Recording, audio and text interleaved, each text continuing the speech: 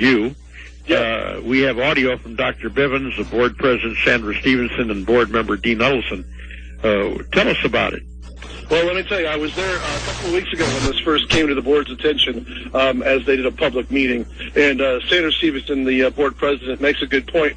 This is a good process for them and for the community to kind of learn, as it is a public-type forum. And they were able to learn some of the rules of Robert's Rules and how to be heard in a public venue. There were even some of the members that have showed up from the community that wanted to address some of the other issues after that portion of the public hearing was over. And they had to remind them that although it is a public meeting, although it is held in public, it's still a private meeting after the public was heard from. At that point, let me paint a picture for you. A few folks felt like, well, they weren't being heard any longer. You could hear some of the murmuring being said as they were walking out of the hallway. So they had gone back outside to reassemble, and I would say over a dozen or more, including kids, assembled directly outside the window on the grounds. Did it get physical? No, it didn't get physical. It had a lot more decibels to it than anything else. You can imagine a public meeting trying to concentrate and hearing what was being said and the topics that were being discussed. Was there any shouting? Yes, yeah, there was shouting outside. In fact, I had a window seat this time inside the public meeting. Directly on the window, there was some banging on the wall going on and some shouting and posters being stuck up in the windows saying, no more. Can you frame the argument on both sides of this 1 mile walk zone? Can you give us both sides of the argument? Sure. Here it is. The school, we've talked about this before. The school has this one mile walk rule. Within a 1 mile radius of the school, they're no longer offering any kind of busing or pickup for the students. So it's up to the parents. Sometimes it's up. Let me just frame this side first. It is up to the parents to get the kids to school. And in some cases, they're saying, walk from that area. The school has had this on their rule books as a policy for a long time, and it has not been enforced until recently. In fact, talking to Dr. Bivens last night, Blue Ridge was the only school that was really affected by it for a while, as early as last year, with only 4 families. And 2 of the 4 families weren't even in attendance at both of those meetings, I was told. Now, from the parent side, and Elaine, you can attest to this, you've done some of this research too, is I've gotten on watchdog.com, and their concern is the amount of registered sex offenders within that 1 mile walk area, the amount of no safe crossing zones in that area, which we've talked with the police about that before too. So they bring about some valid arguments. Let me just interject at this point, guys, that Dr. Bivens and the faculty and staff of Community Schools of Frankfort had already started putting some things in place to help out with this before it became an issue in the public forum. In fact, it was recent, about 7 weeks ago, they had attended a conference, I believe that was Miss Jacobs, Joyce Jacobs, on the board, who had attended a conference for safe pathways, I believe. Don't quote me on the name of it, but it was safe pathways to school. If you remember the Safe Place yellow stickers that used to be in people's windows? Yes. Okay, this is very similar to that. Places that would be safe houses, safe places along the way to school. They're kind of using that as a way to help with this 1 mile. Also, last night, the board did approve a AB care, or before and after care, daycare, that until last night they didn't realize they were obligated to have some sort of latchkey program on the books. And the only way that they could not have a latchkey program on the books and in place is whether there was a full disclosure by the school, in fact, and parents saying, no, we don't want this program. So they did approve a daycare last night.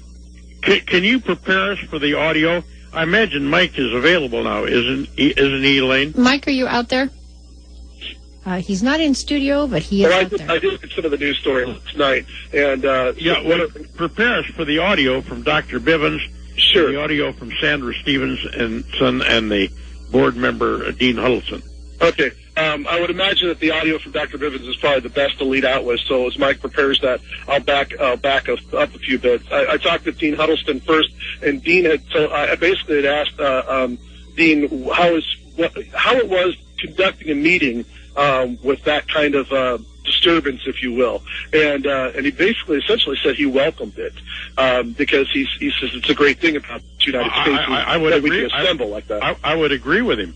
Yeah, that is a great thing that we can assemble like that. But putting it into perspective, though, after talking with Sandra Stevenson, she said, although we can do that sort of thing, it's good to know that there are certain rules to conduct yourself by, and that was a great learning experience for them as well. Are you talking about Robert's Rule of Orders?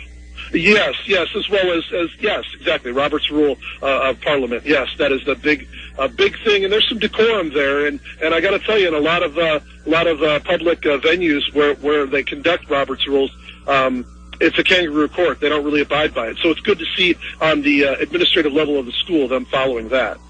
Okay. Now let me tell you, when I talked to Dr. Bivens, he had clearly come out and said he wanted to address all the media that was there in a group. So he had the paper, a couple other people from the Tippecanoe County area. Guys, we're going to listen to Dr. Bivens here real quickly, so just hold on. Here's Dr. Bivens.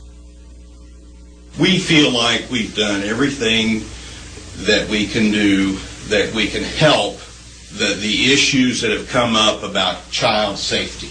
Number one, we wanted to look at reviewing the policy in the spring.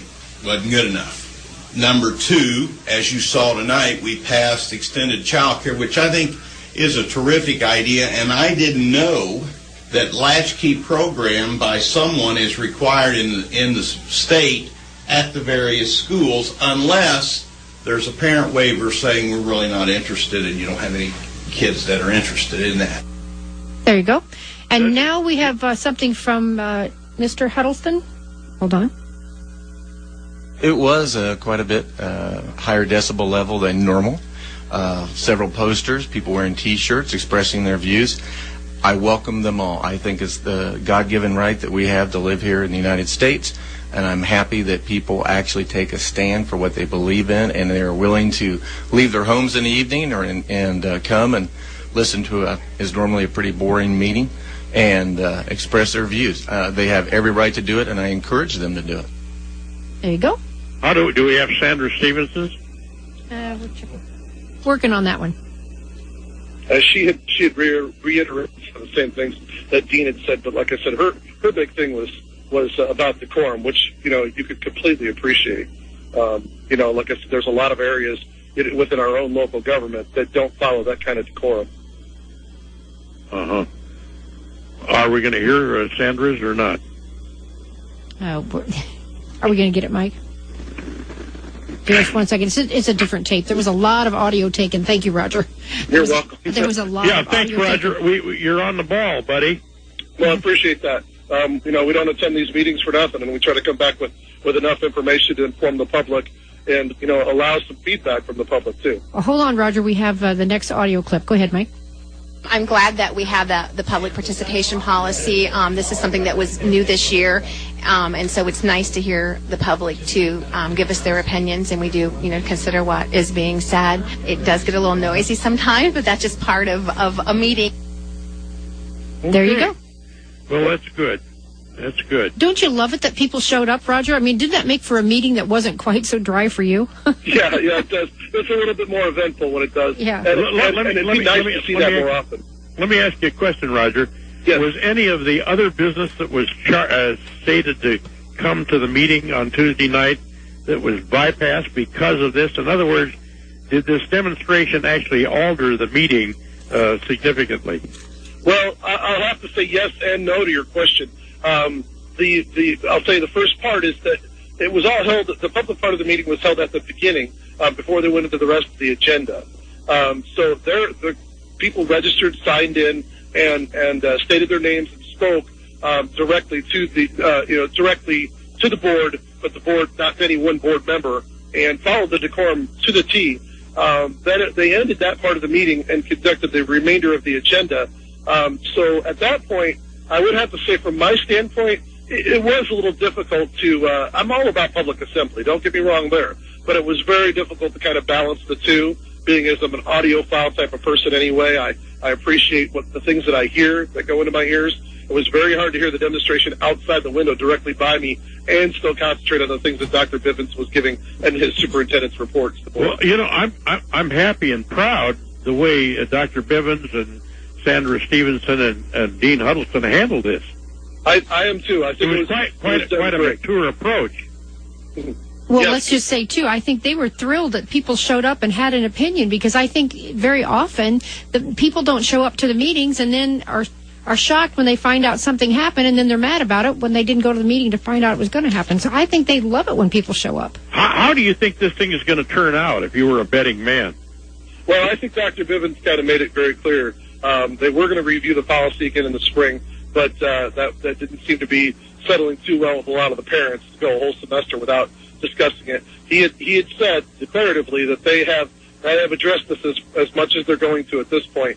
And I think that with the two programs that he talked about, you'll have to find out the name of that one. It was on the agenda, the Safe Pathways Chris Jacobs was talking about, and the daycare. I think these are some relatively strategic ways to answer the problem.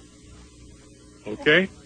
Thank you, Roger. Thank you. You did a nice job on it, Roger. Appreciate it very much.